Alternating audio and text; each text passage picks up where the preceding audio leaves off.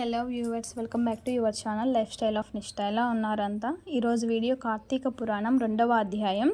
కార్తీక పురాణం విన్న వాళ్ళకి ఎంత పుణ్యం వస్తుందో చదివిన వాళ్ళకు కూడా అంతే పుణ్యం వస్తుంది. ఇక ఈరోజు వీడియో అధ్యాయం 2వ రోజు శుద్ధ విధియ. సోదరి ఇంటికి వెళ్ళి ఆమె చేతి భోజనం చేసి ఆమెకు కానుకలు ఇవ్వవలెను. తోబుట్టువులు లేకున్నా వరుసకు సోదరి అయిన వారి ఇంటికి వెళ్ళవలెను. కోసిన వస్తువులు తినకూడదు. తామర పువ్వులు, ఉప్పు, నూనె ఈరోజు దానం ఇవ్వాలి. 2వ రోజు చేయవలసినటువంటి పారాయణం. ఓ జనక మహారాజా, ఇంతవరకు నీకు కార్తీక మాసం నందు ఆచరించవలసిన విధి విధానము మాత్రమే చెప్పి తిని. కార్తీక మాసంలో సోమవారం వ్రతమునకు ప్రత్యేక ప్రాముఖ్యత ఉన్నది. కావున సోమవార వ్రత విధానమును, దాని మహిమ గురించి చెప్తాను, జాగ్రత్తగా వినండి అని చెప్తున్నారు. కార్తీక మాసంలో సోమవారం శివునకు చాలా ఇష్టమైన రోజు. ఆ రోజున స్త్రీ కానీ పురుషుడు కానీ ఏ జాతి వారైనా రోజంతా ఉపవాసం ఉండి నదిలో స్నానం చేసి తమ శక్తి కొలది దాన ధర్మాలు చేసి నిష్ఠతో శివునికి బిల్వ పత్రముతో అభిషేకం చేసి సాయంత్రమున నక్షత్రములను చూసిన తరువాత భోజనం చేయవలను.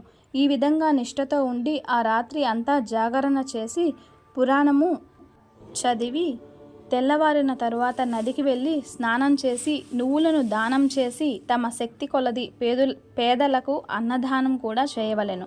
ఈ విధంగా చేయలేని వారు కనీసం 3 బ్రాహ్మణులకైనా తృప్తిగా భోజనము పెట్టి తాము కూడా భోజనం చేయవలెను. ఉపవాసం ఉండగలిగిన వారు సోమవారం నాడు 2 పూటల భోజనమును కానీ ఏ విధంగా పలహారములు కానీ తినకుండా కార్తీక మాసం నందు వచ్చు సోమవారం వ్రతమును చేసినచో పరమేశ్వరుడు కైలాస ప్రాప్తి కలిగించి శివసన్నిధికి చేర్చుకొనెను.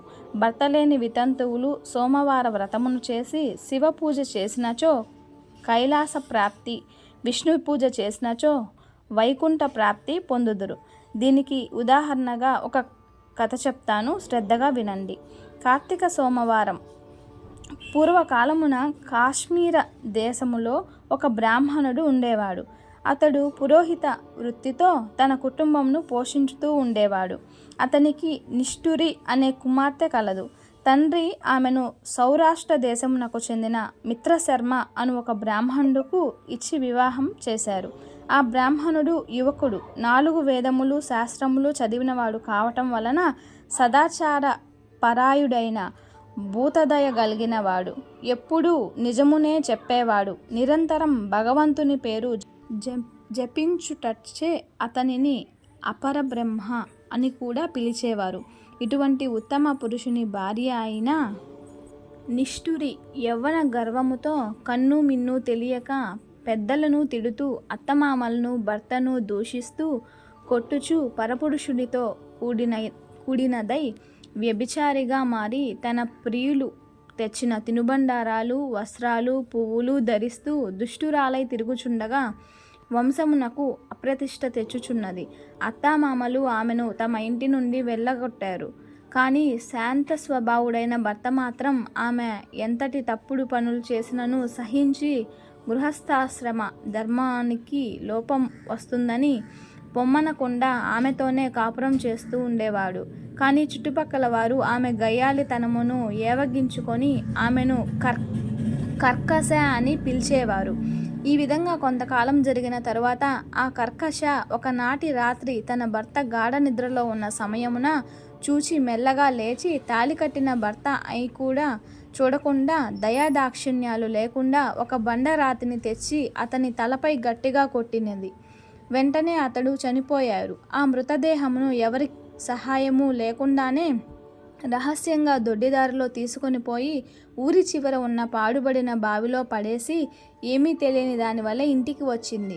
ఇక తనకు ఏ ఆటంకము లేవని విచ్చలవిడిగా తిరుగుచూ తన సౌందర్యం చూపి ఎందరినో వశపరుచుకొని అనేక జాతి పురుషులతో తిరిగి వర్ణసంకురాలు అయినది.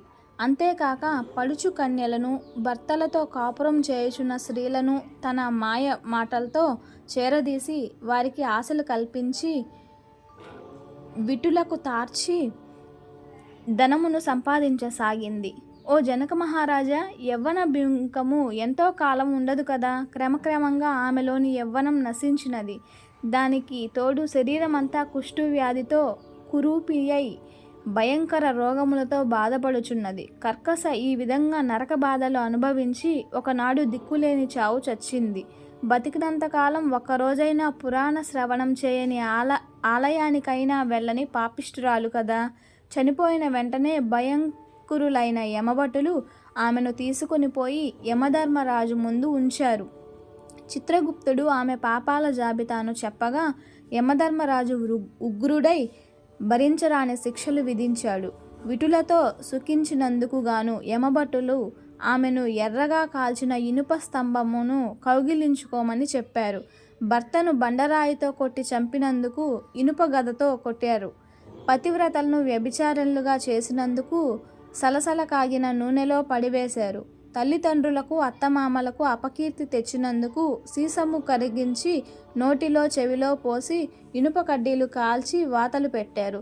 చివరకు కుంభీపాకములను నరకములో వేయగా అందులో ఇనుప ముక్కలు గల కాకులు, విషసర్పాలు, తేళ్ళు, జర్రెలు కసితో కుట్టాయి.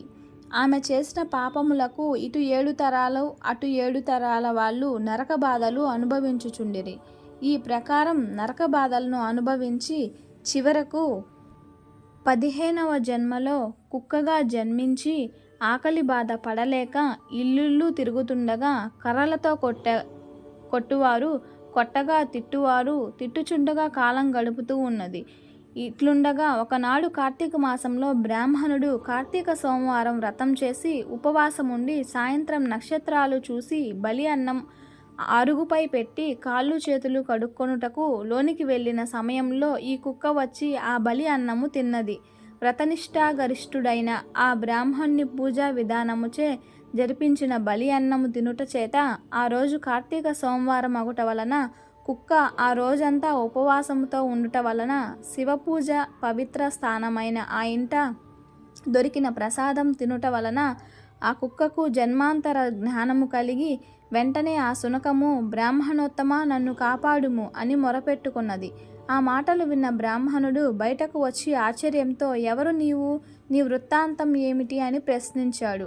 అంత ఆ కుక్క మహానుభావ, ఈయన పుట్టుకకు ముందు 15 జన్మల క్రితం నేను బ్రాహ్మణ కన్యను వ్యభిచారిణి అయి అగ్నిసాక్షిగా పెండ్లాడిన భర్తను చంపి వృద్ధాప్యములో కుష్ఠురాలైన దేహము చాలించి యమదూతల వల్ల మహానరకాలు అనుభవించి నా పూర్వీకుల పుణ్యఫలము వల్ల ఈ జన్మలో కుక్కగా జన్మించాను. ఈరోజు మీరు కార్తీక సోమవార వ్రతం చేసి ఇచ్చట ఉంచిన బలి అన్నం తినుట వల్ల నాకు జ్ఞానోదయం కలిగింది. కావున ఓ విప్రోత్తమ, నాకు మహోపకారంగా మీరు చేసిన కార్తీక సోమవార వ్రతఫలమొకటి ఇచ్చి నాకు మోక్షము కలిగించమని దీనముగా ప్రార్థించుచున్నాను అని ఆ బ్రాహ్మణుని తాను కార్తీక సోమవార వ్రతము వల్ల సంపాదించిన ఒకనాటి ఫలమును ఆమెకు దారపోయగా వెంటనే ఆ శునకం అందమైన స్త్రీ రూపం దాల్చింది.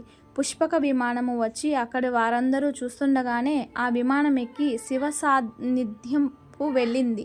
జనక మహారాజా, కార్తీక సోమవార వ్రత మహాత్మ్యమై ఇది కనుక నీవు నీ దేశ ప్రజలు కార్తీక సోమవార వ్రతం చేసి శివ సాన్నిధ్యమును పొందుదమని వశిష్ఠుడు హితబోధ చేశాడు.